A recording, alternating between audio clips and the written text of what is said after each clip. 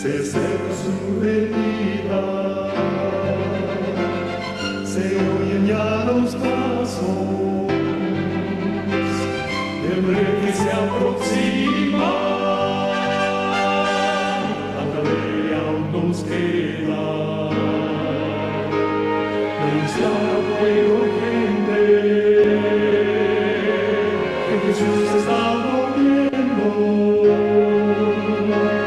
Victorioso y esplendente, pronto vendrá, Cristo muy pronto vendrá,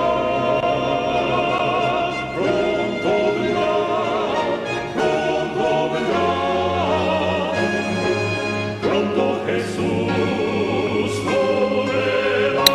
Padre nuestro que estás en el cielo, su nombre, oh Señor, es alabado y glorificado por nosotros, indignos pecadores, pero gracias por ese privilegio que nos das de poder adorarte. Ahora queremos, Señor, de poner cualquier actitud humana que por tu misericordia permitas que el Divino Espíritu pueda pasearse en las vidas y en los hogares de cada uno de los oyentes que de alguna forma estamos conectados por estas vías tecnológicas de la tecnología moderna.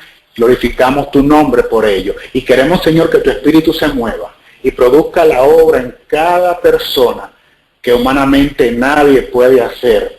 Pero tú, Señor, sí puedes transformar corazones y transformar vidas y prepararnos para los días aciagos que ya tenemos encima de nosotros. Capacítanos para ser tus hijos y que no se mire el instrumento humano, que se vea en todo momento al Cristo del Calvario, al Cristo que ascendió al cielo después de su resurrección y al Cristo que está intercediendo en gloria en favor de sus hijos y también al Cristo que pronto habrá de regresar. En su nombre hacemos esta plegaria. Amén, Señor. A todos que Dios les guarde, a todos, amados y amadas hermanas, Dios les bendiga de manera rica y abundante. Qué bueno es otra vez dirigirme a ustedes y tenemos ya varios años disfrutando del recurso útil de estas llamadas conferencias, lo que representan estas llamadas conferencias, tanta bendición que nos ha reportado casi a diario. Y en este punto me pregunto, ¿qué se puede decir a esta iglesia del aire que ya no lo sepa? Con tantos hombres y mujeres dedicados a la investigación, dedicados y consagrados al servicio del Señor, con tanto material importante, tan actualizado, totalmente al día. ¿Qué mensaje, me pregunto? ¿Qué texto bíblico? ¿Qué porción de las Escrituras que no se haya estudiado ya puede presentársele a este pueblo, a esta iglesia del aire? Prácticamente ninguna cosa nueva. ¿Cuál será esa cita de los testimonios que podríamos decir aquí que sea desconocida por los amigos oyentes que ahora están conectados en diferentes puntos de la Unión Americana o allende el mar en cualquier lugar de Latinoamérica? ¿Qué podría yo decir que ya no se haya dicho? Sin embargo, hay dos eventos que han tenido repercusión mundial en este mes. Y esta cadena y otras cadenas hermanas y amigas en las cuales también pues hemos tenido el honor de estar y que muchos de los oradores que aquí se presentan han estado en esas cadenas que también son canal de bendición. Pues estos dos eventos recién acaecidos han recibido amplia cobertura, estoy segura. El domingo mismo hubo una programación especial dando informaciones y pormenores de las implicaciones proféticas del cierre de este año jubilar, y todo aquí se analiza, como sabemos, a la luz de la palabra de Dios. El otro evento, aparte del cierre del año jubilar, que fue el próximo pasado domingo 20, pues el otro evento fueron las elecciones presidenciales que ocurrieron también en este mes de noviembre, específicamente el día 8, hace unas 2 semanas. Así es que estos dos sucesos son trascendentales porque involucran los dos sistemas de poder representados en Apocalipsis capítulo 13, graficados a manera de bestias. Noten ustedes que las elecciones de los Estados Unidos, allí está involucrado la gran nación del norte, donde residen muchos de ustedes, y lo que ocurrió el domingo entonces, un evento que involucra a la primera de las bestias, el sistema clerical papal. Intentaré dar un aporte sobre esos temas de manera somera, sucinta, no demasiado profunda, porque como ya hemos dicho, abundar sobre lo que ya se ha expresado tantas veces, pues tal vez sería simplemente llover sobre mojado. Pero antes de puntualizar algunos aspectos de esos dos acontecimientos ocurridos en los últimos 15 días en el mundo de trascendencia mundial, quisiera invitarles a que vayamos a nuestras Biblias, si las tienen con ustedes, y quiero leer el pasaje escritural inspirado que está en segunda de Pedro, capítulo 1, versículos 19 hasta el 21, texto que nosotros conocemos por demás de manera muy completa. Segunda de Pedro 1, 19 y siguientes, dice la palabra inspirada, citamos: tenemos también la palabra profética más segura, a la cual hacéis bien en estar atentos, como a una antorcha que alumbra en lugar oscuro, hasta que el día esclarezca y el lucero de la mañana salga en vuestros corazones. Entendiendo primero esto, que ninguna profecía de la Escritura es de interpretación privada, porque nunca la profecía fue traída por voluntad humana, sino que los santos hombres de Dios hablaron siendo inspirados por el Espíritu Santo. Y qué bueno que es así. Estos textos bíblicos que nosotros conocemos desde hace tanto tiempo, que hemos leído, escuchado, repetido, y que cada uno de nosotros pues lo puede tal vez hasta recitar de memoria, indican, mis queridos hermanos y hermanas, la imperiosa necesidad de que nosotros nos acojamos a el escrito está, al así dijo Jehová, a la ley y al testimonio. El texto del versículo 19, con el que comenzamos el pasaje, dice: tenemos la palabra profética más segura y debemos estar atentos a ellos como antorcha que alumbra en lugar oscuro hasta que el día esclarezca y el lucero de la mañana. Y yo siempre he dicho que este es el versículo más iluminado de todas las escrituras, porque menciona allí como 7 elementos y todos tienen que ver con luz. Y es interesante que el pasaje está hablando de la revelación profética. O sea que el pueblo de Dios en materia profética, en lo absoluto debe estar en la oscuridad, porque tenemos demasiada claridad de la inspiración divina a través del Espíritu Santo en lo que tiene que ver con materia profética.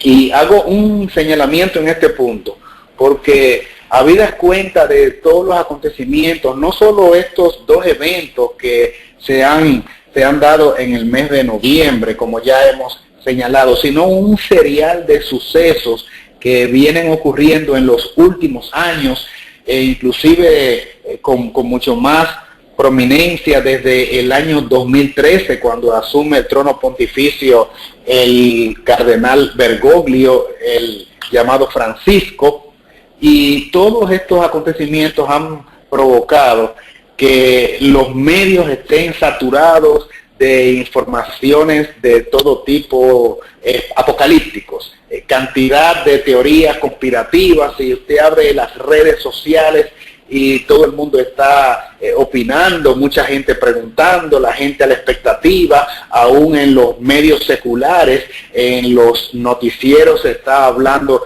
de eventos trascendentales, sucesos poco comunes, paranormales, acontecimientos en el orden del mundo financiero, temor de la caída de las divisas a nivel mundial, la inestabilidad política en todos los planos, los grandes desastres naturales, terremotos casi a diario, amenaza de tsunami, deslaves, desplazamientos de tierras, inundaciones, sequías prolongadísimas o inundaciones que parecieran una repetición del diluvio, guerras y rumores de guerras, y un serial de acontecimientos en el orden moral, en lo que tiene que ver con la inseguridad social. Los peligros acechan a toda hora y en todo lugar del mundo, los atracos, las huelgas, los asesinatos, los hechos dramáticos y trascendentales.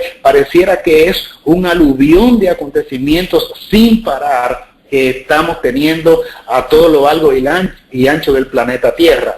Y ni hablar de cuando usted se conecta con los medios electrónicos y entra al Facebook, al Instagram, al WhatsApp, a lo que tiene que ver con Twitter, Facebook, YouTube, y todo esto parece como una inundación, repetimos, una avalancha de interpretaciones de los acontecimientos y de los eventos mundiales, y nosotros como creyentes corremos el riesgo de seguir la tangente y ser arropado con ese aluvión de información apocalíptica, dramática y sobre todo tan impactante en lo que respecta a los días finales, como se presenta, como que el Armagedón está al punto de ocurrir. Y nosotros sabemos por la palabra profética más segura, como hemos leído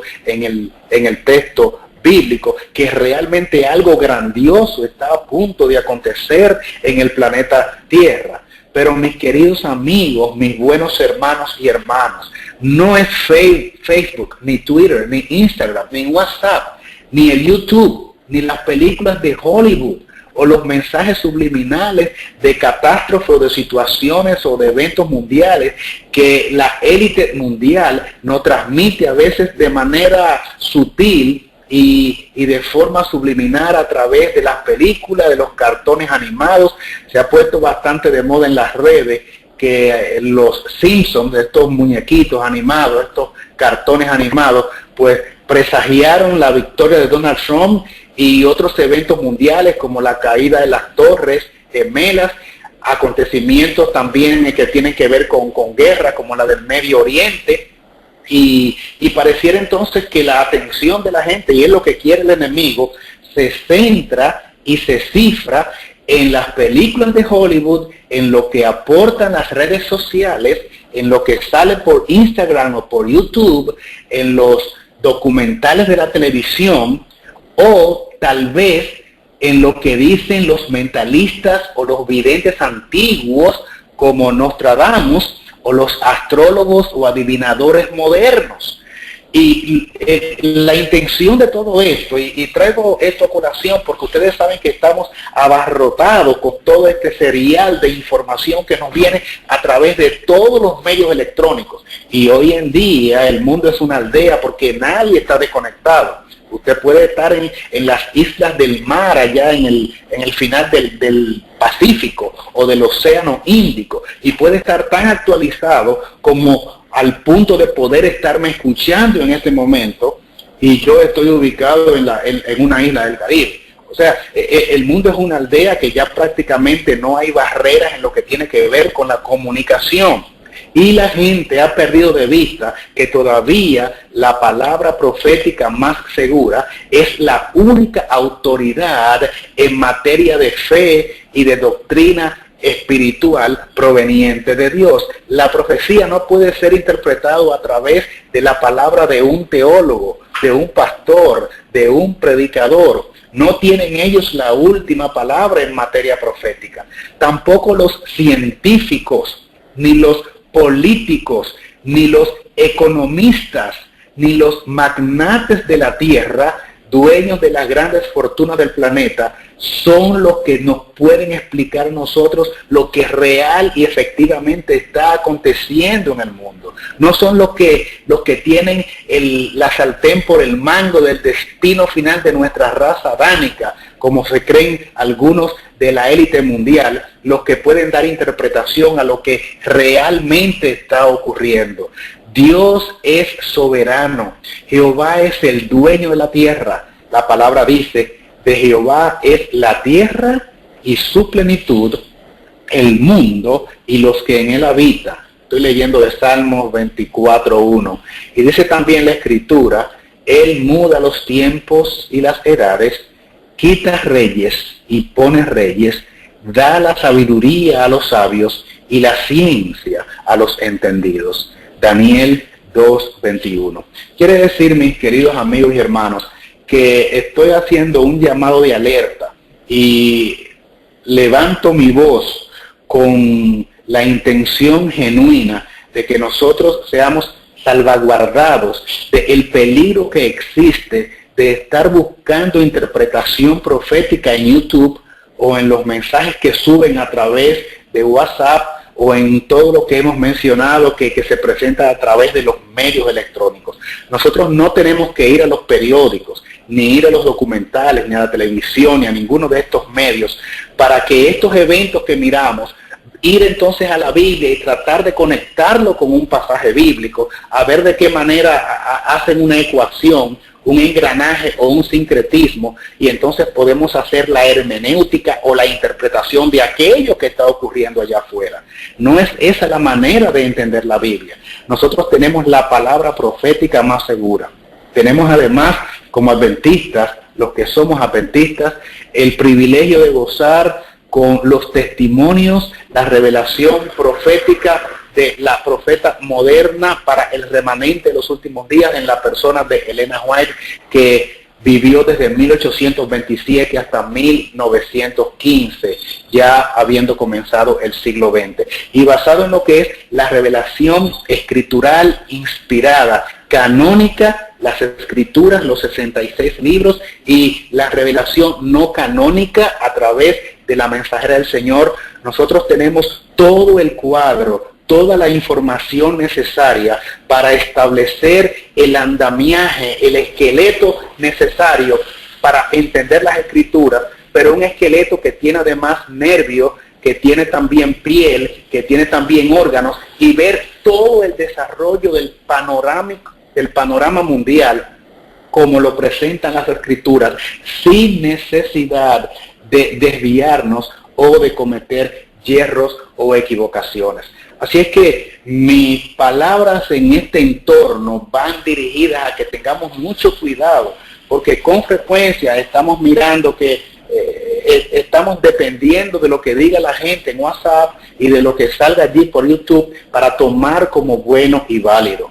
En este punto también sería bueno reseñar que nosotros debiéramos dedicar mucho más tiempo a el estudio de las escrituras y de los testimonios. Y por qué no decirlo, mis queridos amigos y hermanos, por qué no decirlo, y sí lo voy a decir, soltar un poquito la laptop, la computadora, y de vez en cuando también deshacernos por un día o por 2 días de los teléfonos y de las redes sociales, para que comamos un poquito más de la palabra de Dios. Con muchísima frecuencia estamos mirando que cada vez estamos invirtiendo mucho tiempo en tener un teléfono en la mano para estar conectados con nuestros amigos y con nuestros relacionados, con nuestros hermanos. Miren, hay días que yo abro mi teléfono y me encuentro de pronto con más de 3,000 mensajes de WhatsApp de hermanos en toda Latinoamérica que me están saludando, que me están mandando información, que me están preguntando algo, que están compartiendo conmigo algún mensaje, muchos de ellos, tal vez la mayoría bellísimos y de mucha actualidad. Pero hermanos, llega un momento en que yo he tenido que decir, no, yo necesito un día de ayuno. Un día de ayuno para estar en comunión con Dios, para abrir la Biblia y leer varios capítulos de la Biblia y hacer estudios y conectar texto con texto, un poquito aquí, un poquito allá, pasaje con pasaje, ir a los testimonios, tirarme de rodillas, elevar una oración al Señor, cantar alabanzas, participar en un culto de adoración junto con mi familia, volver a las escrituras, porque si no hacemos ese alto, vamos a estar esclavizados de los sistemas tecnológicos y supuestamente sí, estamos leyendo y estudiando lo que tiene que ver con cosas espirituales, muchos mensajes lindos, algunas veces citas del espíritu de profecía, muchas noticias, algunas reales, otras muy sensacionalistas y muy acomodadas, Y todo esto pues nos amarra en una vorágine inalcanzable de información que uno dice, ¿y cuándo esto va a terminar?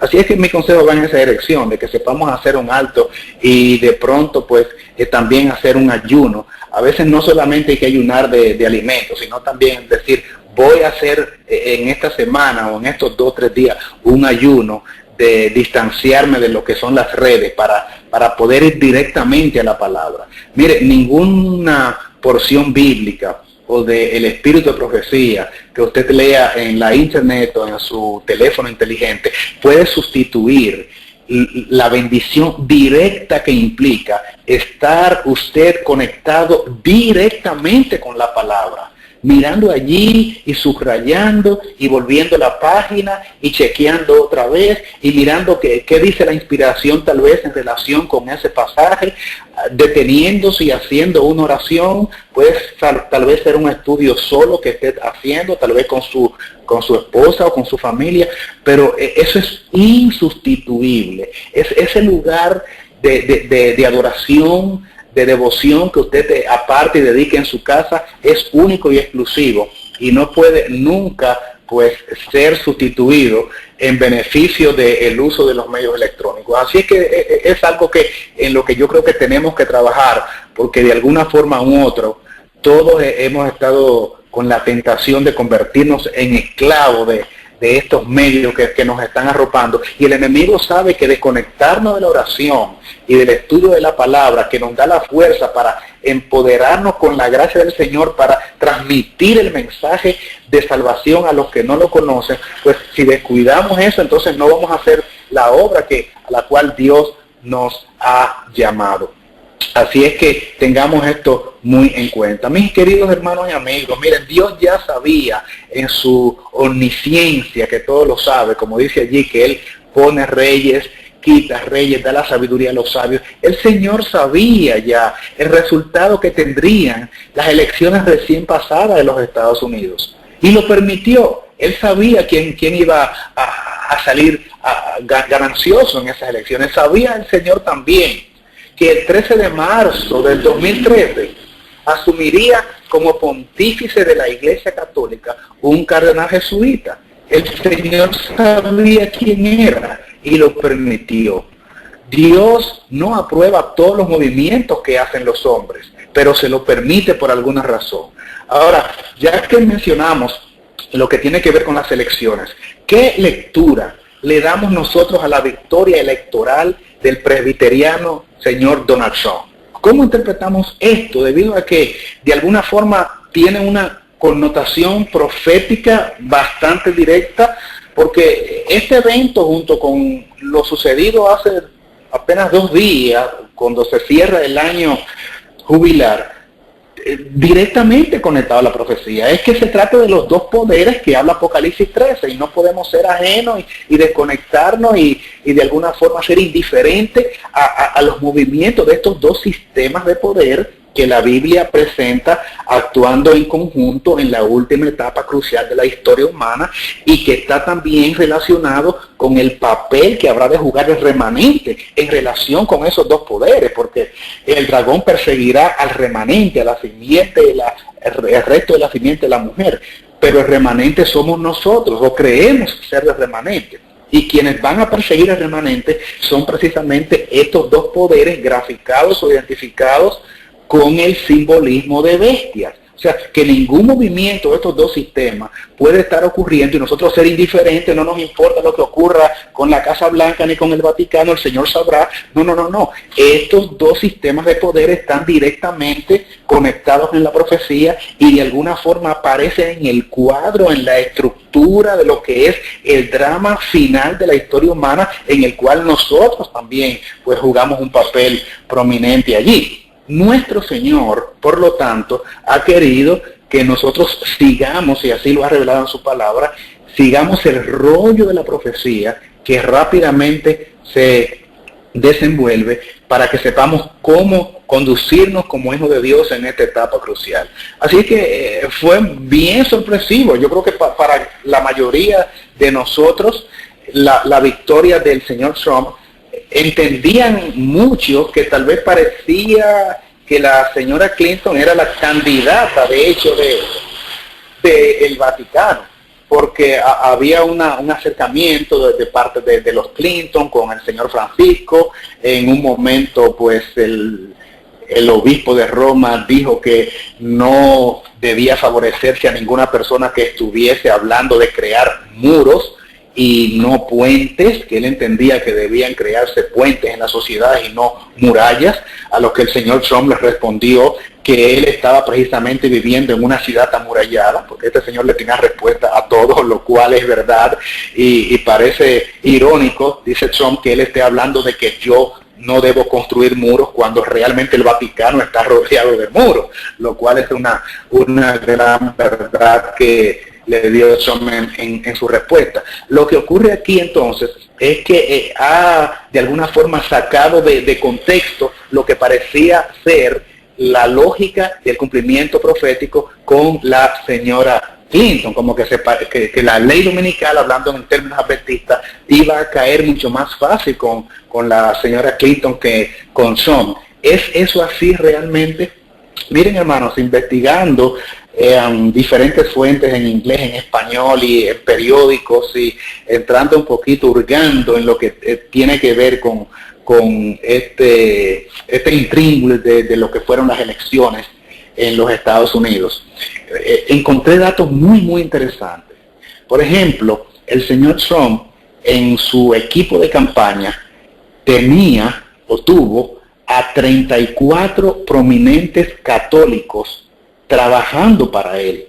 Y fueron los estrategas, fueron los ideólogos los que formaron el plan y la estrategia de cómo alcanzar las personas que realmente eventualmente serían los que decidieron las elecciones. Ustedes saben que una de las equivocaciones mayores que tuvimos al suponer que la señora Clinton iba a ganar es que estábamos pensando como hispanos y como latinos. Pero tenemos que saber una cosa: los latinos juegan un rol de bastante peso en los Estados Unidos, pero todavía constituimos la minoría. La gran masa de población norteamericana está aún compuesta por caucásicos, o sea, por anglosajones, quiero decir, por blancos conservadores del ala derecha. Y Estados Unidos, siendo el país de las estadísticas, como le llaman, pues arrojó resultados sectorizados de quienes votaron por el señor Trump. Y me sorprendí, y quiero compartir este dato con ustedes, de encontrar que el 80% de los católicos votó por Donald Trump. Asombrosamente, con todo y que Francisco había dicho que favorecía a alguien que no estuviese hablando de construir muros. Pero luego veo que hay 34 individuos que le están montando la campaña a Donald Trump y son pro-vaticanos, son católicos, algunos de ellos jesuitas. Y entonces el 80% del pueblo católico vota por Donald Trump. Pero asómbrense más, el 80% también del mundo protestante, las iglesias protestantes, bautistas, metodistas, presbiterianos, luteranos, votan, pentecostales, evangélicos, votan también por Donald Trump. Y asómbrense de este dato además: la inmensa mayoría de la población adventista del séptimo día le hizo caso al señor Ben Carson, quien corrió para la presidencia de los Estados Unidos por el partido, no para la presidencia de la República, para la nominación a la candidatura por el Partido Republicano, el señor Ben Carson, que asume la posición de ser adventista del séptimo día, pues él hizo campaña abierta en favor de Donald Trump, que es al partido al cual él pertenece, el Partido Republicano. Y de acuerdo a los datos que se han facilitado, la mayoría del pueblo adventista también favoreció al señor Donald Trump. ¿Quiénes entonces favorecieron en el voto a la candidata demócrata, señora Hillary Clinton? La mayoría de los latinoamericanos, de los hispanos, los negros, las personas de color, y las minorías de otros países como asiáticos y también los grupos marginados como el club de, o no el club, sino el sector del LGTB, o sea, los homosexuales, las lesbianas, los transgéneros y los bisexuales. Por eso ustedes vieron que en las protestas que se hicieron en los días post elecciones, estos grupos estaban representados con su bandera gay y gran parte de los latinoamericanos y de los afroamericanos. Pero también se dio el fenómeno de que muchos de estos sectores de minoría no votaron de alguna forma porque no se sentían motivados. Ahora, yo no quiero entrar en materia, en análisis político, porque eso no es mi trabajo, yo soy un predicador de la palabra, pero quiero reseñar estas cosas porque de alguna forma impactan el conocimiento profético que tenemos y nuestra interpretación de las profecías en el contexto de este sistema de poder que está representado como bestia en Apocalipsis capítulo 13. Y digo esto, mis hermanos, si los católicos y los protestantes votaron masivamente y le dieron por lo tanto la victoria a Donald Trump, ¿qué podría esperarse entonces en un gobierno de este señor? Yo voy a responder eso, pero antes quiero decirles un comentario que hizo el señor Michael Moore, es un famoso cineasta en contra de Donald Trump, pero él dice, yo estoy en contra de Trump porque Trump es un payaso a tiempo parcial. Estoy citando sus palabras, no necesariamente me hago eco de ellas en el sentido de mi convicción personal, pero esto fue lo que él dijo y lo expresó en la prensa y fue recogido en periódicos del mundo. Dice Michael Moore, Donald Trump es un payaso a tiempo parcial y un sociópata a tiempo completo. Sin embargo, ganará las elecciones, esto lo dijo semanas antes de las elecciones, porque está vendiendo, se está vendiendo como defensor de la ley y del orden. Y los Estados Unidos están buscando a alguien así que les restaure en sus valores perdidos.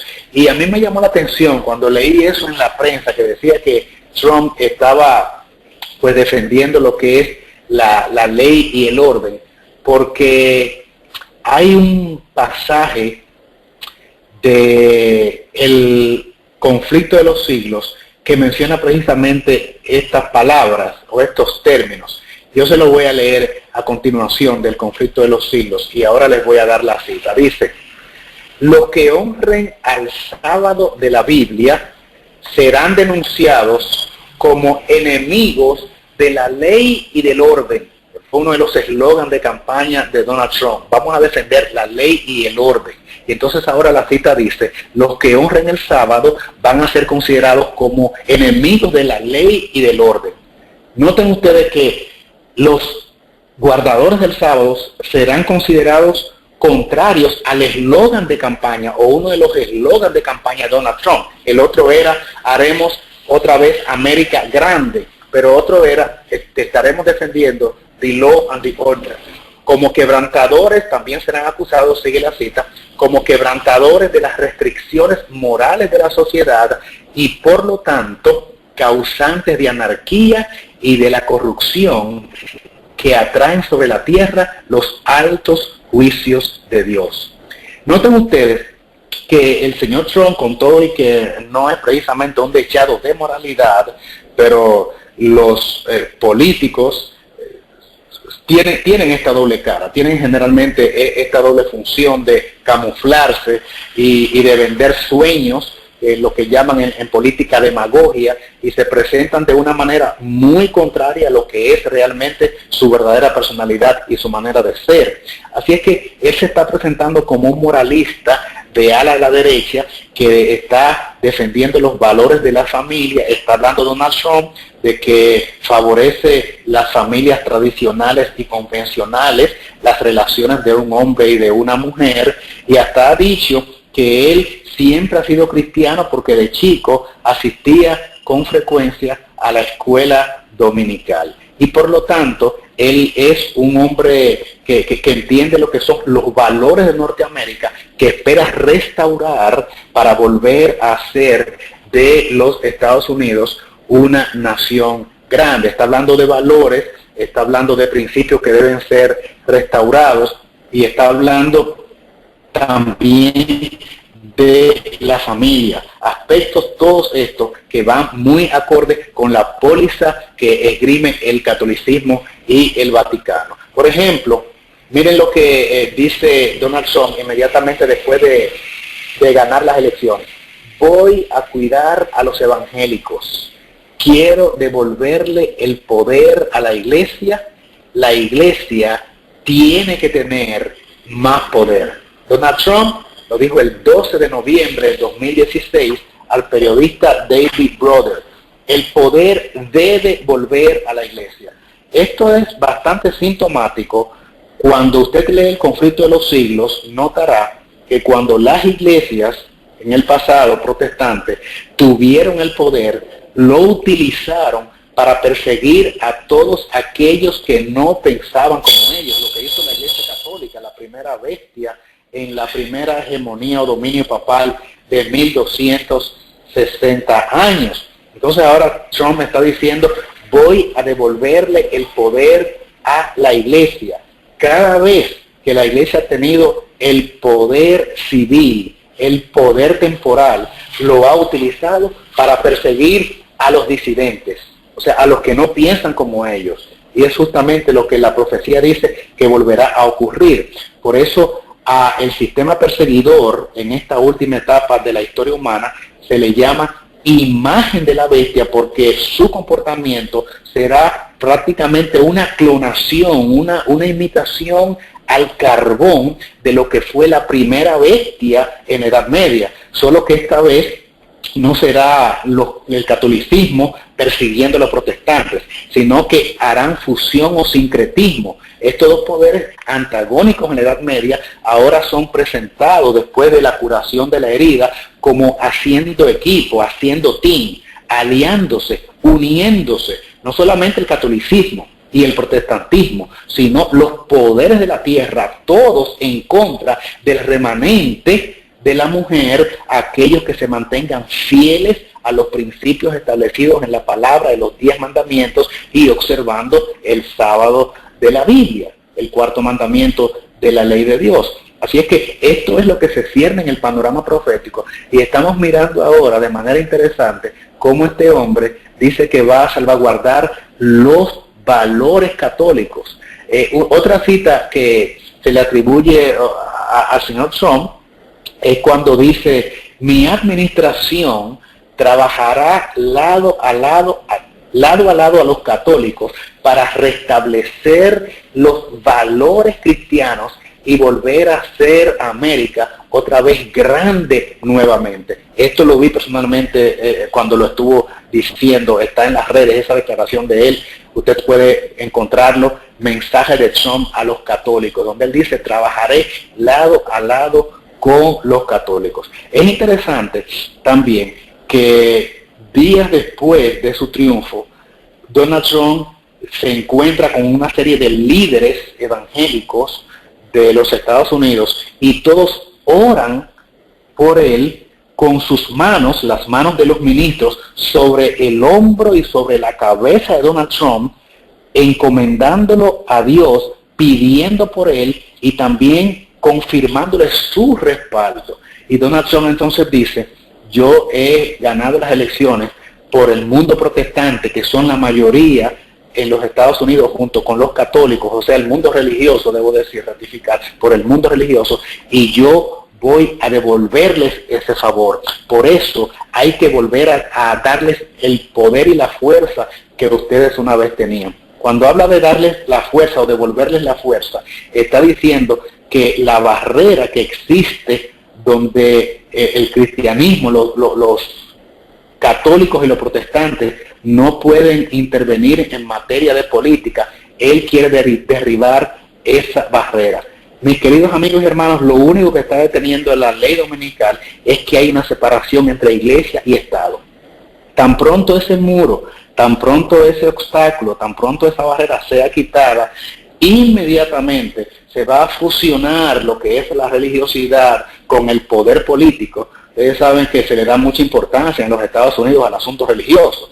Noten que siempre allá se está diciendo cuál es la denominación del presidente o del candidato. En los países nuestros, los candidatos van al ruedo de sus campañas políticas y ganan las elecciones y uno nunca sabe o no se menciona si son evangélicos, si son católicos, pero allá inmediatamente se dice, aquella era presbiteriana, aquella era metodista, aquel es luterano, Kennedy era católico, los Clinton son metodistas, este es presbiteriano, y todo el mundo sabe como la afiliación denominacional, porque a eso se le da mucho énfasis.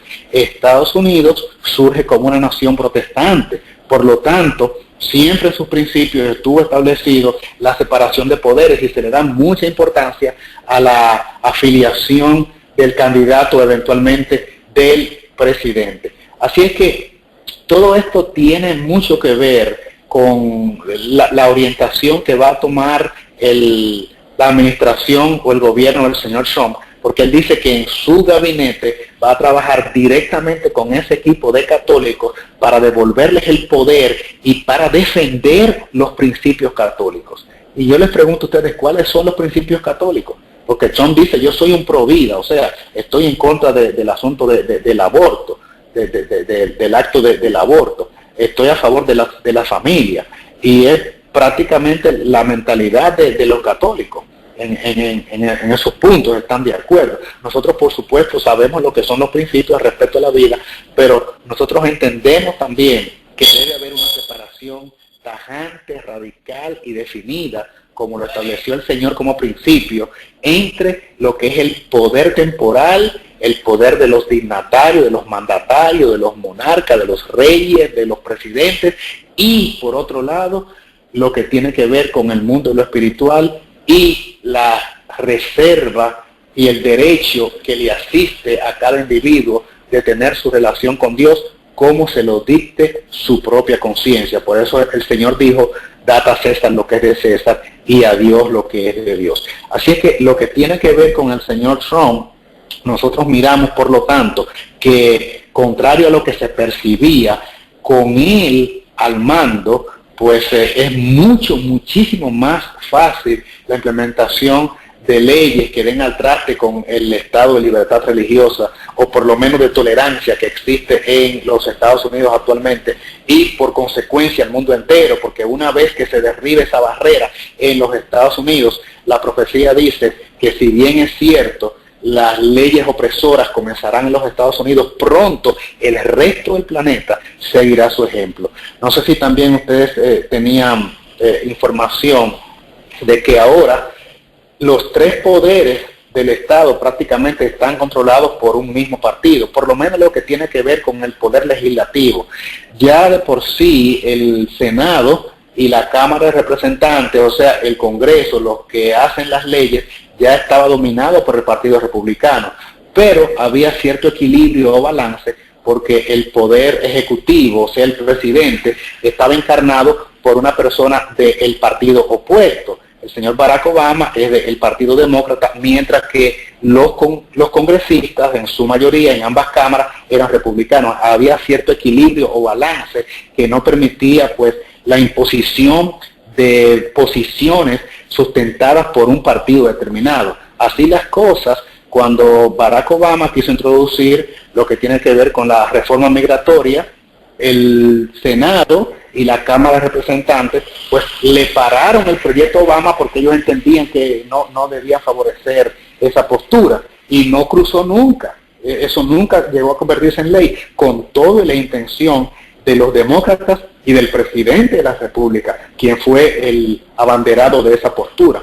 También en lo que tiene que ver con el plan de Obamacare, lo que tiene que ver con el seguro. Otra vez, el Congreso pues puso las trabas de principio a fin y se ha manejado eso con mucha lentitud y todavía no se ha implementado en sentido plenario en los Estados Unidos. Cuando el presidente Obama también quiso poner un sustituto en la Suprema Corte de Justicia, que es un derecho que se le confiere al Poder Ejecutivo, al presidente, nombrar a los miembros de la Corte Suprema. Ustedes saben que el señor Antonin Scalia murió recientemente y entonces era una atribución del presidente, pero el Congreso otra vez vetó esa postura y decidieron que eso no iba a suceder hasta después de las elecciones con el nuevo ganador. O sea, que había un balance y un equilibrio entre el Congreso y el Poder Ejecutivo. ¿Cuál es el cuadro que se presenta ahora?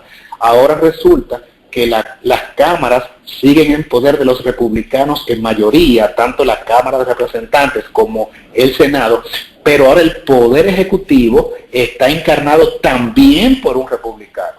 No se supone, no se estila que una propuesta de ley, una orden ejecutiva de cualquier forma, sea vetada o sea detenida o haya oposición en el Congreso, porque no se vislumbra que en los Estados Unidos se dé que el Congreso detenga propuestas de un presidente de su propio partido. ¿Están entendiendo lo que estamos diciendo? Y tampoco se supone que, o se espera, que propuestas del Congreso no sean promulgadas por un presidente que pertenece a su mismo partido. O sea, si se debaten las leyes en el Senado y en la Cámara de Representantes, lo más probable es que una vez aprobadas en las cámaras, sean promulgadas por el presidente que pertenece a su mismo partido. O sea, aquí ya no se está dando el caso de que, como ahora, que Obama es de un partido y el Senado y la Cámara de Representantes, la mayoría pertenecen al otro partido. Ahora todos se supone que van a estar hablando en una misma dirección, y eso también facilita pues el curso fluido de cualquier propuesta de ley en lo que concierne a nosotros como creyentes, en lo que la libertad de culto se refiere, específicamente ley dominical. Así es que ese es el cuadro, por eso estamos diciendo que es lo más probable que con este señor las cosas caminen de una manera mucho más fluida. Y ustedes dirán, bueno, y la aparente discrepancia entre Trump y el señor Francisco, los 34 miembros de su gabinete de campaña que elaboraron las propuestas y la estrategia a seguir, dijeron que ellos se encargarán de limar esa aparente aspereza. Y recuerden ustedes también que en el asunto del mundo de la política no hay tal cosa como grandes enemistades, sino sencillamente son amigos tácticos cuando se necesitan. Las alianzas que menciona la Biblia, nunca se trata de personas que se amaron o que se quisieron mucho, sino que por razones necesarias, en momentos determinados, se aliaron por un punto común que les era favorable a todos ellos. Cuando usted va a Daniel 2, por ejemplo, lo que mira allí es una alianza rara entre el barro, lodo y el hierro. Como que no hay una mezcla allí, porque el lodo lo que puede hacer es como ensuciar el barro, pero queda de alguna forma pegado allí, pero no con una solidez como si fuera algo soldado, sino como que está simplemente superpuesto. Sin embargo, es una alianza, por razones fácticas, por razones, vamos a decir, de conveniencia. En este sentido, se unirán de alguna manera por conveniencia, pero no se mezclarán como tal, así como no hay una mezcla natural entre el hierro y el barro. Cuando usted mira también Apocalipsis 17, dice, y todos estos tenían un mismo propósito, darle su poder y su autoridad a la bestia, ponerse de acuerdo, dice el texto, ponerse de acuerdo. No es que se están amando, no es que se están queriendo, no es que necesariamente están identificados unos con el otro, sino que se pusieron de acuerdo en ese punto particular para lograr un objetivo que les favorecía en ese momento, a saber, darle su poder y su autoridad a la bestia para que reinara, porque en ese momento determinado es lo que es políticamente correcto. Así que las alianzas en el mundo secular, en el mundo político, en el mundo religioso político, se manejan de esa manera. ¿Qué decir entonces en lo que tiene que ver también con el otro evento que ocurrió este mismo mes y mucho más reciente, hace 2 días, el cierre de la Puerta de la Misericordia? Es interesante, miren, hablando de esto, el domingo 20, hace apenas 2 días, 3 días, se cierra la puerta de la Basílica de San Pedro, allá en el Vaticano. Pero ustedes saben que el cierre de puertas comenzó realmente el 13 de noviembre, o sea, el domingo anterior a este recién domingo 20. O sea, desde el otro domingo comenzó la semana de cierre de puertas. Y me llama poderosamente la atención cómo este obispo de Roma trata como de emular o de parecerse tanto a esto que dice la Biblia de que se sentará en el trono de Dios haciéndose pasar por Dios, y que esto constituye un acto de blasfemia, dice la palabra de Dios, porque le llama el inicuo, el hijo de perdición, el hombre de pecado.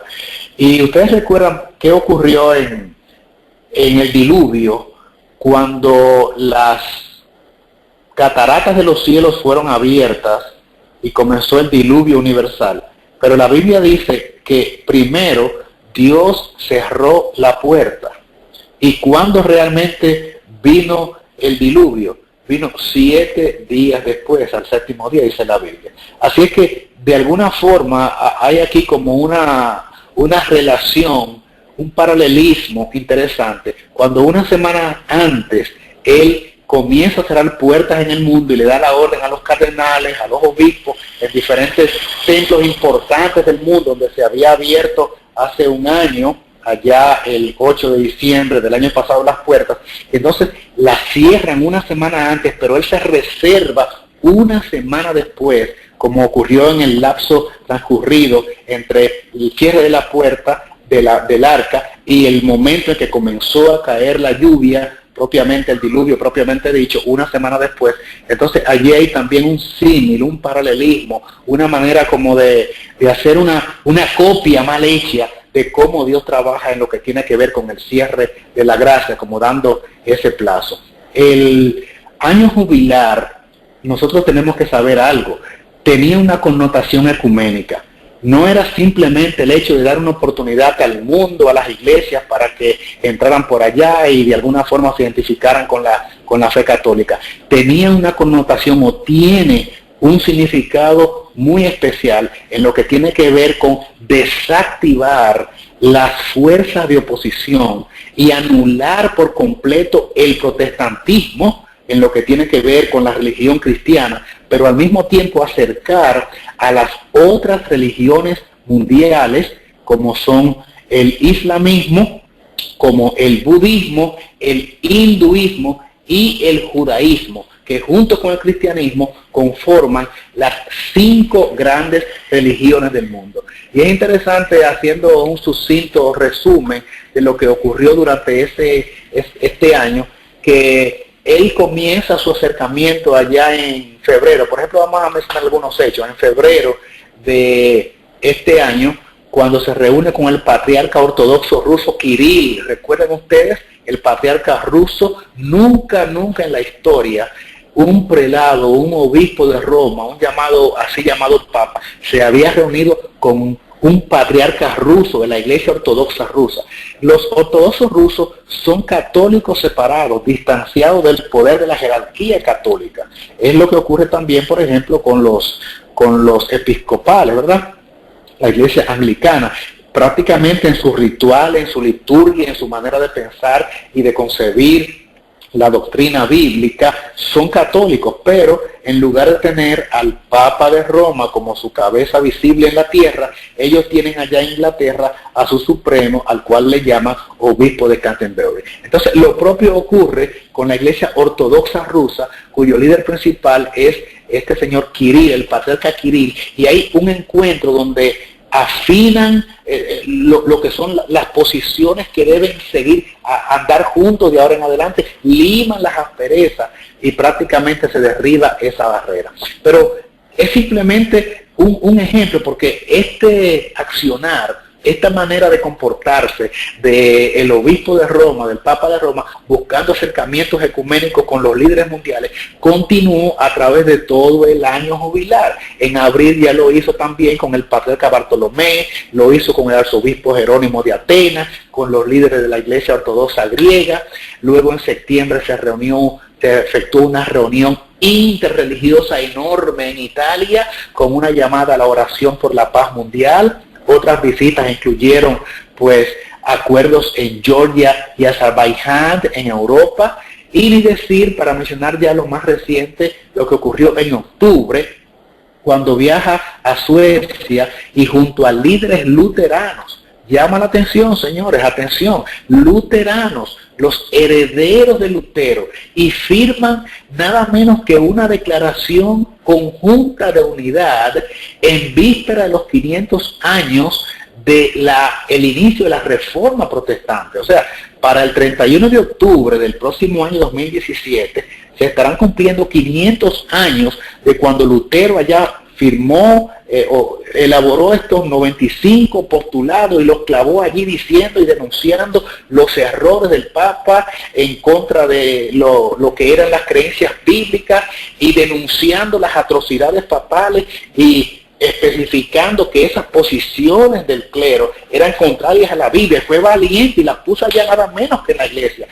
Ahí arranca la Reforma Protestante, 31 de octubre, 1517. El año que viene, 500 años, va a ser una efemérides impactante. Ahora, recién 31 de octubre se cumplieron 499 años. Él se reúne con los altos líderes luteranos y firma un acuerdo de paz, y los luteranos reconocen el liderazgo papal y declaran no más protestas y quitan cualquier impedimento que pueda existir entre luteranos, los abanderados de la Reforma Protestante, y esto tiene una significación profética de grandes dimensiones. Y si nosotros no la miramos así, pues entonces no hemos leído el conflicto de los siglos. Tiempo hubo, dice el conflicto de los siglos, en que los protestantes enseñaban a sus hijos a aborrecer el papado y a tenerlo prácticamente como enemigo mortal. Hoy el protestantismo está pidiendo reconciliación, el Papa pide perdón, se da un abrazo de paz y dice: avancemos juntos en la prosecución de los valores de paz y de estabilidad que el mundo necesita. Pero es interesante también que el 12 de octubre se celebra una reunión ecuménica en el Vaticano convocada por la Comunidad Mundial Cristiana, y allí asisten todos los grandes líderes o representantes de las grandes denominaciones cristianas del planeta Tierra, incluyendo a Giovanni Diop, representando a la Conferencia General de los Adventistas del Séptimo Día. Hay una comisión de la Conferencia General de los Adventistas del Séptimo Día en la persona de este caballero, que ostenta actualmente el cargo de conexión pública, o sea, de la iglesia con relaciones públicas, pero también el director de libertad religiosa, un departamento que se llama libertad religiosa, pero prácticamente lo que es una oficina ecuménica para hacer enlaces con los religiosos de otras denominaciones e inclusive con religiones que no son necesariamente cristianos. Y esto ocurre recién ahora, el 12 de octubre, el mes pasado, y desarma el papado prácticamente a todo el mundo protestante y a todas las religiones que de alguna forma no habían estado alineadas con el catolicismo, como son las iglesias ortodoxas de Grecia y de Rusia. Lo que quiere decir que hoy vemos un panorama, el mapa religioso mundial prácticamente ahora está pintado de color vaticano, de color amarillo y blanco, como está la bandera del Vaticano, para decirlo con el lenguaje que se usaba ahora en las elecciones recientes, que si el mapa estaba de color azul o de color rojo. Prácticamente el mapa religioso mundial ahora está pintado con la bandera Vaticano. ¿Y quién queda, señores? ¿Quién queda entonces para elevar su voz de protesta? Si aún el adventismo clásico y tradicional está inclinando su rostro y está arriando la bandera y está acallando su voz. Y esto es trágico, y esto es dramático, y esto es triste. Y tenemos que gemir y clamar por lo que pasa en nuestro seno interno, dentro de los muros de Sión. Porque no es un caso que se está dando allá afuera. Nosotros esperábamos que los evangélicos y que los metodistas y los luteranos, presbiterianos, los anglicanos, los congregacionalistas, los evangélicos en sentido genérico, asumieran esta postura. Pero el remanente que surgió con la intención precisamente de denunciar el hombre de pecado, este pueblo levantado con el mensaje de decir: la hora del juicio ha llegado, de alzar su voz como trompeta y decir: Babilonia es caída. Los que no entienden que deben observar los mandamientos de Dios, los que no entienden que tienen que aferrarse a la gracia salvadora y a la justicia de Cristo, que ese pueblo levantado con la intención explícita y expedita de denunciar el hombre de pecado, con ese tercer mensaje que dice, cuidadito con asumir o recibir la marca de la bestia en su frente o en su mano, porque el que tal haga habrá de recibir sin mezcla de misericordia los juicios de Dios. Nada que ver. Identifícate al contrario con el sello de Dios. La obediencia a toda su palabra, a todos sus mandamientos. Acuérdate del sábado que está allí en el centro de la ley y ejemplifica lo que es realmente el obediente que es sellado. Pero lamentablemente un pueblo que debe tener estos oráculos santos levantados, el pueblo que debe levantar el arca, ahora se está postrando ante el hombre de pecado, ahora está haciendo alianza como si fuera un protestante de los que no protestan. ¿Quién queda entonces, Señor? ¿Quién ahora es el encargado de dar la voz de alerta y la voz de alarma? Y eso realmente debe llamar a preocupación. La Biblia dice que habrá un remanente que se mantendrá de parte de la justicia, aunque se desplome los cielos. Y todo esto es sorpresivo. Dice el obispo de Roma siempre, miren esta cita de Francisco ahora, es reciente en conexión con el cierre de la puerta de la misericordia. Dice, siempre he procurado y buscado la unidad. Las heridas, atención, atención, atención, las heridas de nuestras divisiones que laceran el cuerpo de Cristo, no la podemos sanar nosotros mismos. Tenemos que unirnos para que las heridas se sanen. ¿No les parece este lenguaje bien sintomático? ¿Dónde hablan las escrituras de que este poder recibió una herida mortal? Apocalipsis 13, ¿verdad? Pero que la herida sería ¿qué cosa? ¿Qué ocurriría con esa herida? Con esa laceración, que sería eventualmente sanada. Ahora él dice, nuestra herida se cura, nuestra herida se va a sanar cuando todos nos unamos. En este contexto yo pregunto entonces, ¿será que falta mucho tiempo para que esa herida esté total y completamente cicatrizada? Mis queridos hermanos, estamos entendiendo entonces los momentos importantes, históricos y proféticos que estamos viviendo cuando estamos mirando prácticamente la curación completa y total de esa herida. Y lo que viene inmediatamente después de eso es la avalancha de la persecución, porque ya todo el mundo estará esgrimiendo los principios del catolicismo con la unión de los poderes políticos del mundo, porque este señor que acaba de ganar en los Estados Unidos dice, voy a enarbolar los principios católicos, y nosotros sabemos cuáles son los principios católicos, que levantan la ley del catecismo y no la ley de Éxodo capítulo 20 y de Deuteronomio capítulo 5 y descrita a través de todas las escrituras, y que el Señor dijo no se quitará ni una tilde, ni una jota, ni una tilde de ella. Esa ley de la Biblia no es la ley del catecismo, pero la ley del catecismo, los principios del catolicismo son los que Trump dice que va a defender junto con su equipo de católicos, auspiciado además por su engranaje de protestantes que lo llevaron a tener la presidencia de los Estados Unidos. Entendemos la implicación profética que esto tiene para nosotros como remanente.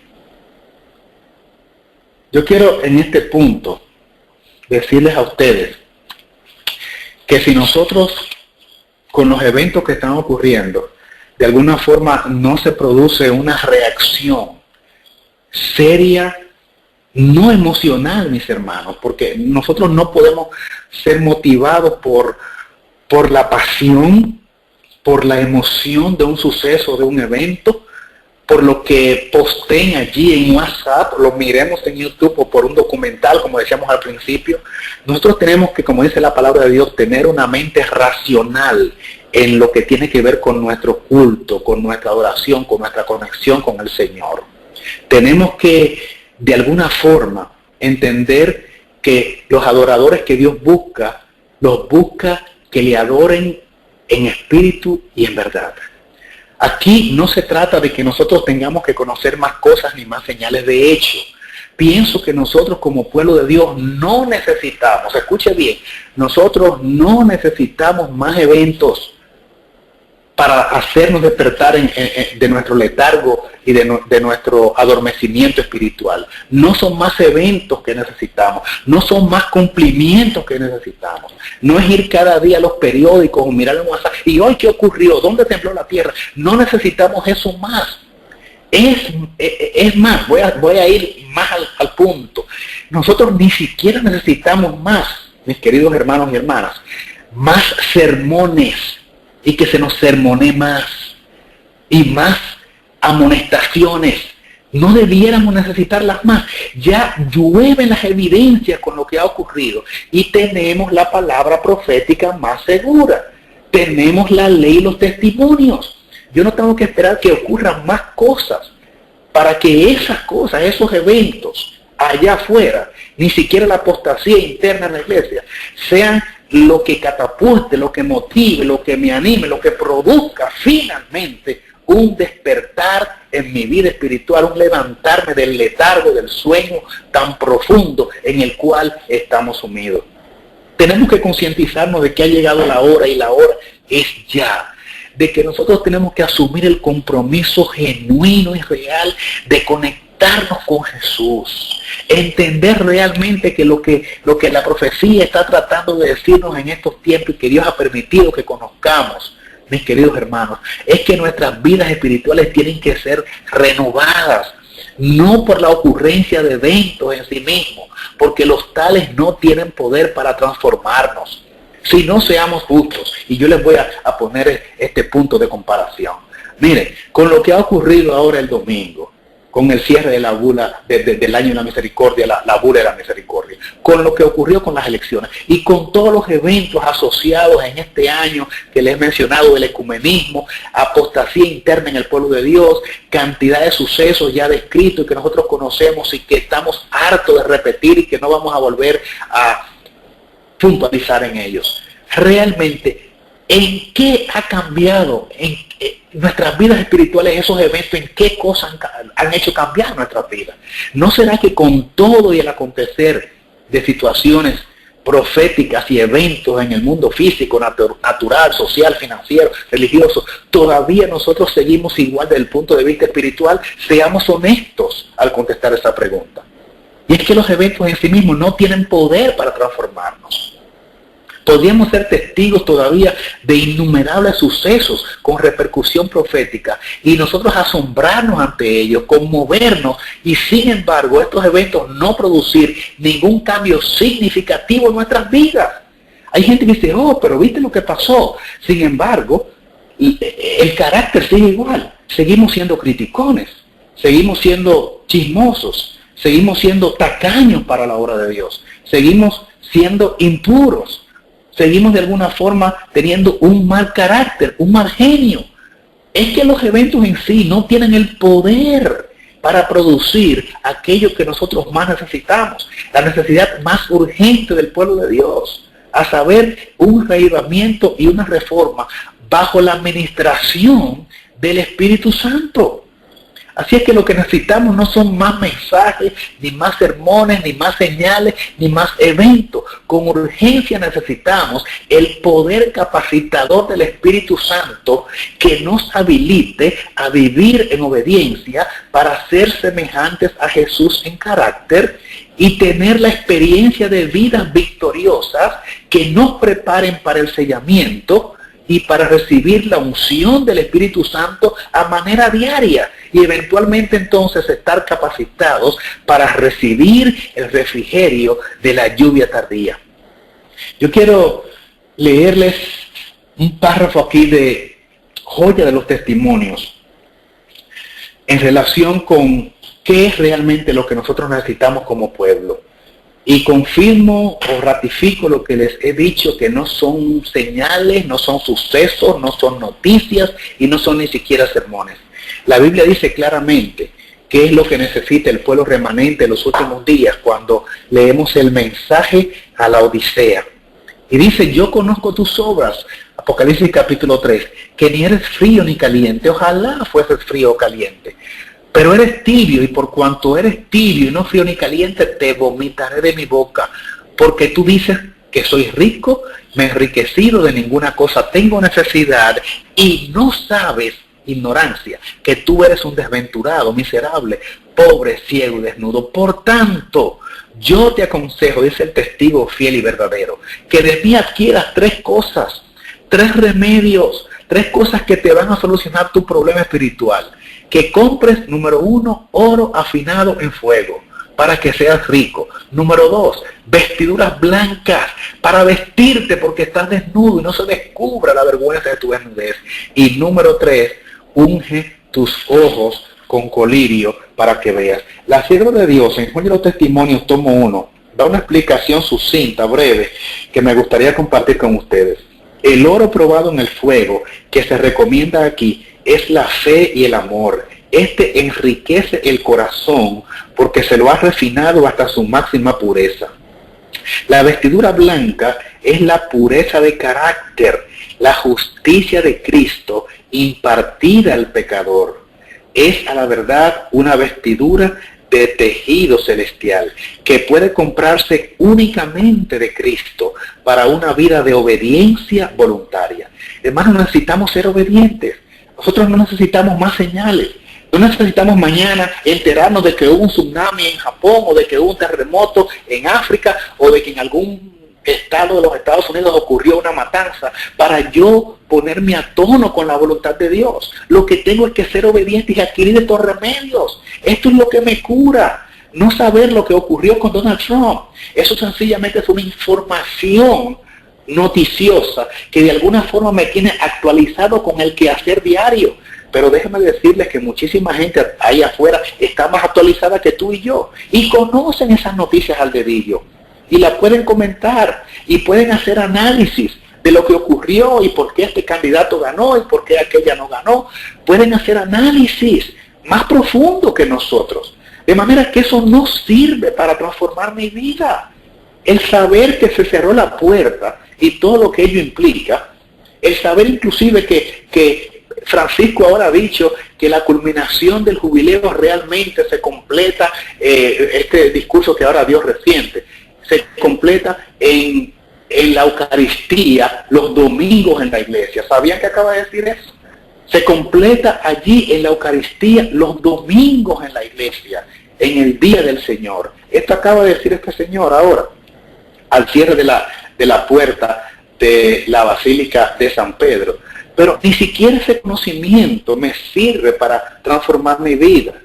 Necesitamos el colirio. Ese es el otro remedio. Es aquella sabiduría y gracia que nos habilitará para discernir entre lo malo y lo bueno. Y para reconocer el pecado bajo cualquier disfraz. Dios ha dado a su iglesia ojos que Él quiere que sean ungidos con sabiduría para que vean claramente. Y es que nosotros, hermanos, estamos tan ciegos que podemos leer los noticieros, podemos percibir lo que está ocurriendo, pero no tenemos suficiente visión espiritual para vernos internamente. Y aquí llegamos a un punto donde el creyente tiene que hacer una introspección, o sea, mirarse por dentro. No solamente mirar hacia afuera los eventos, y estamos mirando mucho los eventos allá afuera. Por eso les decía antes que ha llegado el momento de dejar un poquito el teléfono y el YouTube y el WhatsApp y el Instagram y el Twitter y el Facebook y comenzar a hurgar en la palabra de Dios, tomando más espacio y tiempo para mi propia vida devocional.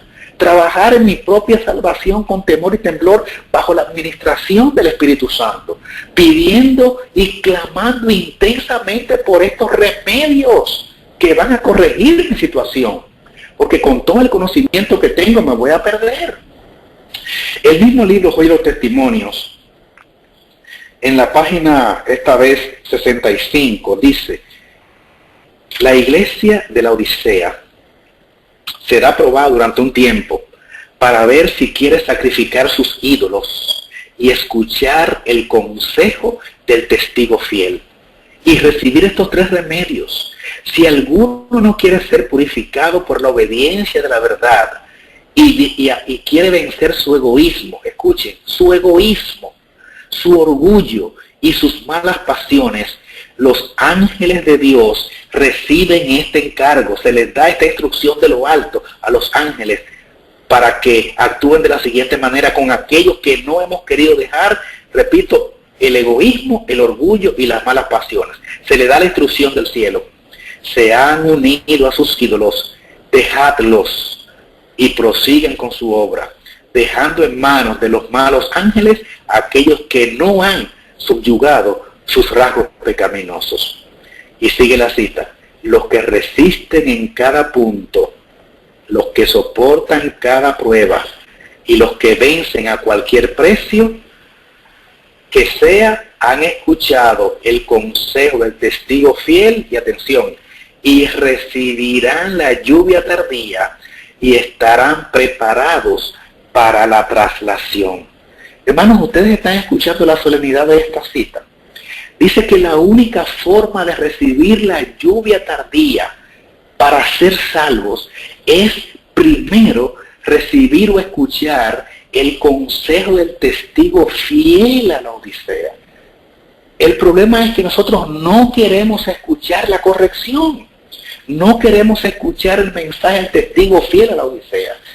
Hay una conexión, por eso hemos titulado este mensaje de la noche: 3 remedios y 3 mensajes. Hay una íntima relación, y si no la habíamos visto, es bueno que ahora la miremos. Solamente los que reciban la corrección del mensaje del testigo fiel a la Odisea, solamente los que reciban los 3 remedios que ofrece Jesús para arreglar la condición espiritual tuya y mía, solamente los tales van a recibir la lluvia tardía, y eventualmente son los que van a proclamar el mensaje de los 3 ángeles en el fuerte pregón. Porque como vamos a mirar en un momentito, nadie que no reciba la lluvia tardía va a dar el fuerte pregón.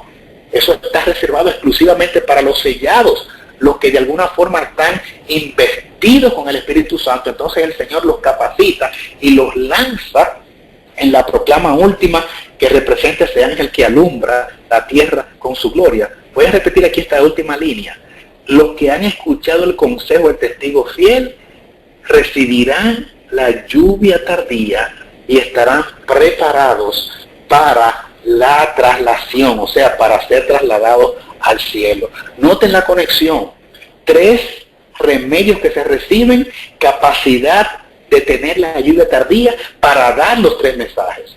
Si alguna vez usted no había mirado la relación entre el mensaje de la Odisea y el mensaje de los 3 ángeles, es hora entonces de que comience a percibirse de que nadie que no reciba primero la corrección del testigo fiel, que el testigo fiel le hace a la iglesia y a su vida, jamás tal persona, si no lo hace, estará en capacidad de recibir el refrigerio del Espíritu Santo. Ese es el siervo de Dios esta cita. El mensaje del tercer ángel ha de iluminar la tierra con su gloria, eso lo sabemos. Pero solamente, atención, atención, atención, el mensaje del tercer ángel solamente lo proclamarán los que hayan soportado la tentación con el poder del poderoso. A esos solamente se les permitirá tener parte en su proclamación cuando se convierta en el fuerte pregón. Divino Angeras, noviembre 19, 1908. Solamente se les va a permitir a los que han sido sellados, a los que hayan vencido con el poder del cielo, venciendo la tentación, solo a los tales se les permitirá dar el fuerte pregón. El fuerte pregón no será para todo el mundo, mis queridos amigos y hermanos. No es para todo el mundo, es para solamente los sellados. Conocemos la cita y hasta de memoria. Pregunté cuál era el significado del zarandeo que yo había visto y se me mostró que lo motivaría el testimonio directo, o sea, el consejo, la reprensión que da el testigo fiel, que exige el testigo fiel a la iglesia de la Odisea. Y algunos no soportarán este testimonio directo, sino que se levantarán contra él, lo van a rechazar. Y esto es lo que causará un zarandeo en el pueblo de Dios. Se me ha mostrado, esta cita está en testimonio para los ministros. A ver, para ver la cita correctamente, ¿dónde está Esta cita está en Primeros Escritos, rectifico, página 270. Y esta otra que dice, se me ha mostrado que la mayor razón por la cual los hijos de Dios se encuentran ahora en este estado de ceguera espiritual es porque no quieren recibir la corrección. Muchos han despreciado los reproches y amonestaciones que se le dirigieron. Y es que la mente carnal, esto está en Mensajes Selectos, tomo 1, páginas 54 y 55.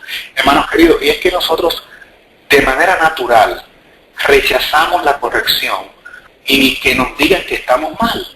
De alguna forma nos sentimos incómodos porque eso muchas veces es un desafío directo a querer o a insinuar que tenemos que abandonar nuestros hijos. Déjame decirlo de esta manera.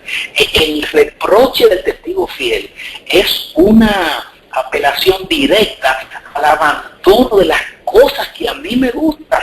El testigo fiel te dice, eso está mal, hazlo de esta manera, pero resulta que yo estoy aferrado a eso y se ha constituido un ídolo para mí, y es como desprender una parte, un órgano de mi cuerpo, y yo me resisto a eso, cuando realmente lo que está ocurriendo es que el Espíritu Santo está tratando de doblegarnos y nosotros estamos resistiendo a la voz de Dios.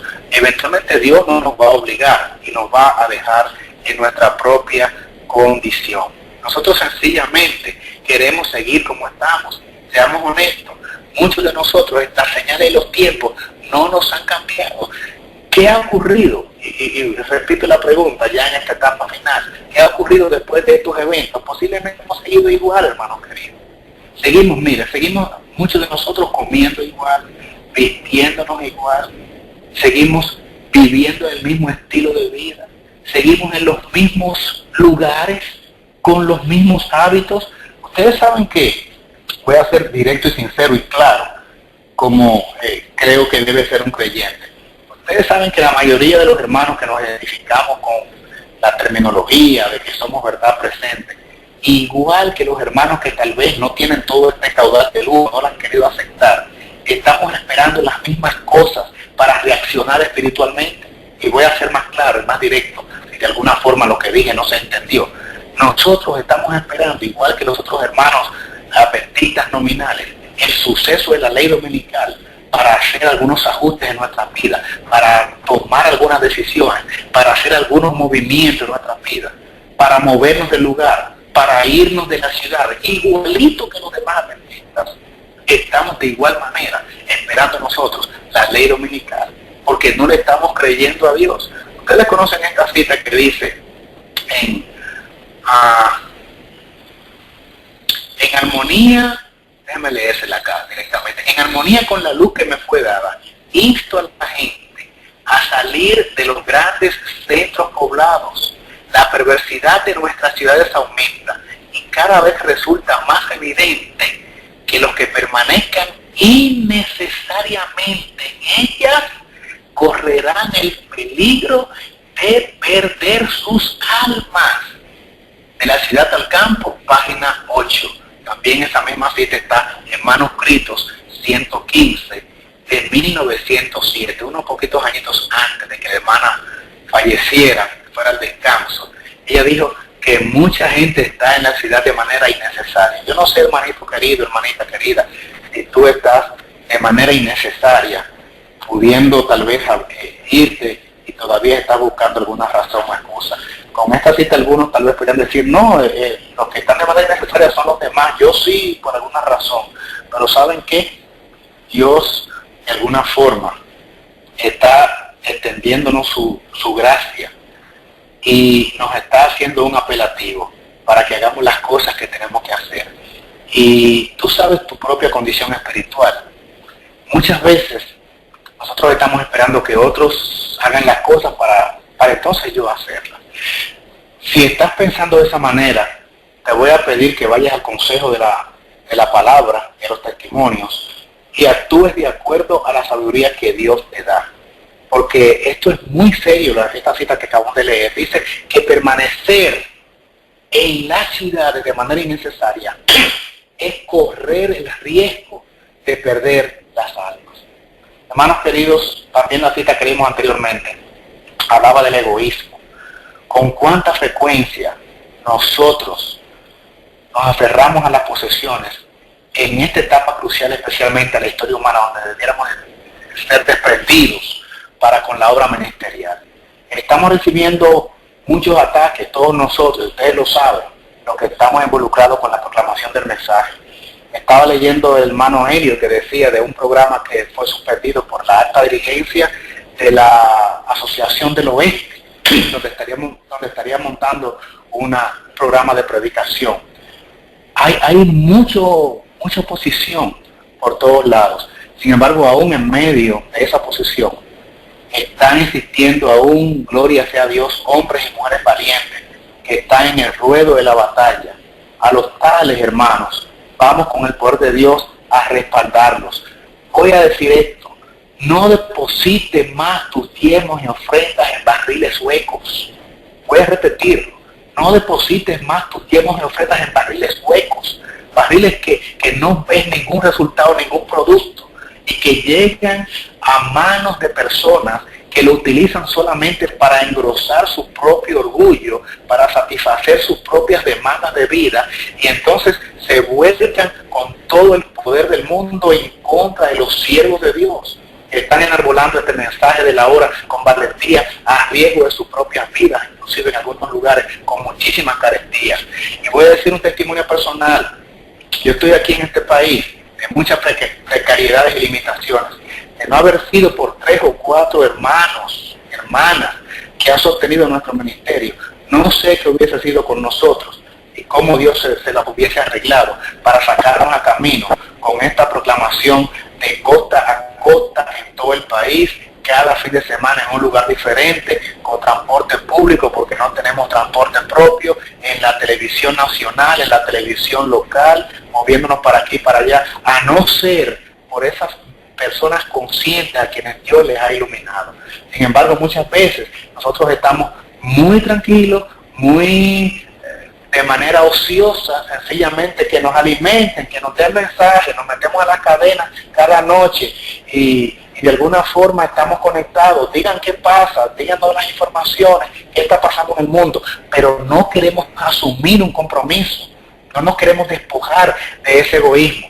La sierva de Dios es clara en decir que cuando las multitudes entendieron realmente la necesidad de la obra que había que hacer, me estoy refiriendo a los días de Pentecostés, pues inmediatamente comenzaron a suplirse las necesidades de los hombres y mujeres que estaban comprometidos con la proclamación del Evangelio. Miren esta cita: no había entre ellos ningún necesitado, y dice cómo se suplían las necesidades. Los creyentes que tenían dinero y posesiones lo sacrificaban gozosamente para hacerle frente a la emergencia. Al vender sus casas o sus tierras, traían el dinero y lo ponían a los pies de los apóstoles y se repartía a cada uno según su necesidad. Hechos 4, 34 y 35. Esta generosidad de parte de los creyentes era el resultado del derramamiento del Espíritu. Los conversos al Evangelio eran de un corazón y un alma. Un interés común los dominaba, a saber, el éxito de la misión que se les había confiado. Y la codicia no tenía cabida en su vida. La codicia no tenía cabida en su vida. Su amor por los hermanos y por la causa que habían abrazado superaba su amor al dinero y sus bienes. Sus obras testificaban que consideraban las almas de los hombres más preciosas que las riquezas terrenales. Así también será, sigue la cita, cuando el Espíritu de Dios tome posesión de la vida. Aquellos cuyos corazones estén llenos del amor de Cristo seguirán el ejemplo de aquel que por amor a nosotros se hizo pobre, a fin de que por su pobreza fuésemos enriquecidos. El dinero, el tiempo, la influencia, todos los dones que han recibido de la mano de Dios lo estimarán solamente como un medio de promover la obra del Evangelio. Así sucedía en la iglesia primitiva, y cuando en la iglesia de hoy se vea con el poder del Espíritu que los miembros han apartado sus afectos de las cosas de este mundo y que están dispuestos a hacer sacrificios a fin de que sus semejantes puedan oír el Evangelio, las verdades proclamadas tendrán entonces una influencia poderosa sobre los oyentes. Tenemos que volver a Pentecostés, al espíritu de Pentecostés, a ser imbuidos con el poder del Espíritu, a respaldar la obra de Dios, a respaldar el ministerio que anuncia las verdades en los confines de la tierra, en cada país. Acuérdense de los hermanos que están en Panamá, acuérdense de los hermanos que están en Colombia, acuérdense de los hermanos que están en Chile, que están en la Argentina, que están en México, acuérdense de los hermanos que estamos en las islas del Caribe, en Puerto Rico, en República Dominicana. Comprométase con el Señor, entienda que esta es la obra final, que nos queda pero un poco espacio de tiempo. Pronto, hermanos, el dinero va a estar en las calles y los ricos van a venir a decir, ¿dónde los pongo? Y le vamos a responder, ¿por qué no lo hiciste hace un año? Ya no hay tiempo para nada, ya el dinero no sirve, ha sido devaluado, sencillamente colapsó la economía mundial y ni siquiera ya se puede comprar y vender. Tu dinero perezca contigo. Hermanos queridos, mientras queda un espacio todavía, comprométete con el Señor, aprovechemos el tiempo que tenemos, el poco espacio de tiempo que tenemos, las oportunidades que aún tenemos, los recursos con los cuales aún contamos, y pongámoslo a disposición de la causa de Dios, del Evangelio eterno, de la proclama del Evangelio eterno a todas partes del mundo, en cada ciudad, en cada país. Recuerden ustedes, no depositen sus diezmos, sus ofrendas en barriles huecos. Inviértalo sabiamente para el Señor, porque pronto su dinero, sea poco o mucho, no tendrá ningún espacio, ningún valor.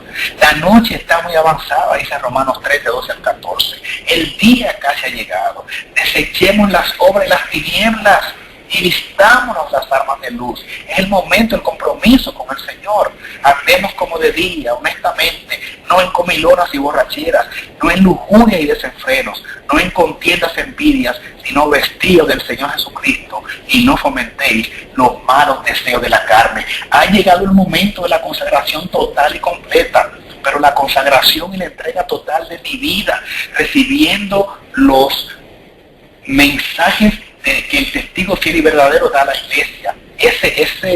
Ese bálsamo que se ofrece aquí, hermanos, eso es necesario tenerlo y asimilarlo ahora para poder nosotros entonces ser sellados después de tener esos remedios del mercader celestial y poder entonces hacer la obra que Dios nos ha encomendado. Apoyemos la obra de Dios, santifiquemos nuestras vidas, reflejemos a Jesús y pidámosle que transforme nuestros caracteres. Recibamos los 3 remedios del testigo fiel y verdadero para que entonces podamos dar el mensaje de los 3 ángeles con poder, y la tierra habrá de hacer alumbrada con su gloria. Dios les guarde ricamente. Ha sido un placer compartir estas reflexiones con ustedes. Dios nos bendiga y nos dé su poder. Maranata, Cristo ya viene. Gracias, Señor, porque de alguna forma hemos compartido estas inquietudes. También gracias porque nos has permitido abrir tu divina palabra. Gracias, Señor, porque hemos podido leer de los testimonios. Si alguna palabra o algo de hechura humana ha habido en esta ponencia, pedimos, Señor, que tú arregles las cosas y lo quites de allí. Y lo bueno, lo que haya sido dirigido por ti, lo que haya sido verdaderamente conducido a tus propósitos y que pueda llegar a la vida de alguien produciendo algún beneficio, que entonces, Señor, se produzca de esa manera. Porque nosotros no sabemos nada. Señor, gracias te damos porque nos permites vivir en estos momentos dramáticos de la historia. Los eventos están a punto de explosionar en el mundo completo, en los 5 continentes. Ha llegado la hora del gran compromiso. Ha llegado, Señor, el momento de la gran entrega. Pero nosotros todavía no estamos listos. La gente allá afuera está lista. Los sistemas de poder están listos. El ecumenismo está listo para trabajar junto con los poderes políticos y tomar este planeta y rendirle culto al diablo, quien es su gran líder. Nosotros, Señor, no tenemos fuerza. Nosotros, Señor, no tenemos poder, no tenemos influencia mundial, no tenemos recursos financieros. Pero tú, Señor, te has placido en darnos poquito deseo de obedecerte, de buscarte.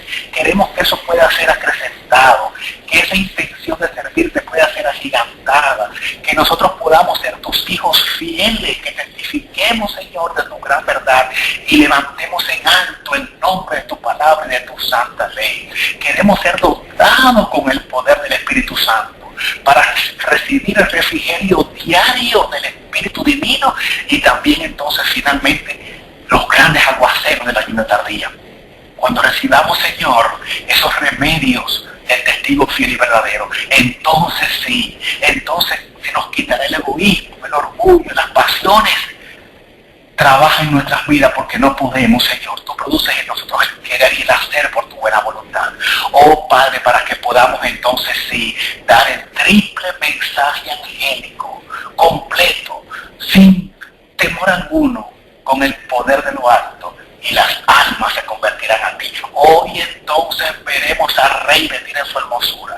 Queremos, Señor, ser testigos de ese evento, ya sea que estemos en pie o que de alguna forma seamos levantados en la primera resurrección, si nos toca en suerte ir al descanso. Pero en todo caso, que tu nombre sea glorificado. Aquí están nuestras vidas. Gracias, Señor, por habernos permitido este espacio de estudiar de tu palabra, de escuchar de ti. Perdona nuestros pecados. Quita cualquier cosa que impida que tu presencia venga a nosotros. Y hoy, Señor, hoy, aquí trabaja en la vida y en la mente de cada uno. Hemos terminado esta ponencia humana, Señor, con un lenguaje coloquial, de una manera imperfecta, defectuosa, pero que ahora trabaje de una manera súper poderosa en la mente de cada uno. Tu Santo Espíritu, para entender que necesitamos de ti, no de los eventos y del dramatismo de los acontecimientos. Ya bastante de eso hemos visto. Ahora lo que queremos es la fuerza espiritual suficiente para vivir sin caída y tener victoria sobre el pecado. Gracias por escucharnos. Tu nombre es glorificado. Tu nombre es exaltado. Llévanos pronto a casa, Padre. Jesús, ven otra vez por nosotros. Ven por tu pueblo. Te estamos esperando. Límpianos y perdónanos. Y recibe nuestra oración allá en el lugar santísimo. Y transfórmalo con el lenguaje celestial, no con este lenguaje imperfecto. Que Jesús, el propiciatorio, ante el Padre por nosotros, lleve las plegarias y tu Padre responderá de acuerdo a tu voluntad para la gloria de tu nombre. Lo pedimos en el nombre de Jesús. Amén. Amén, Señor. Maranata, Cristo ya viene.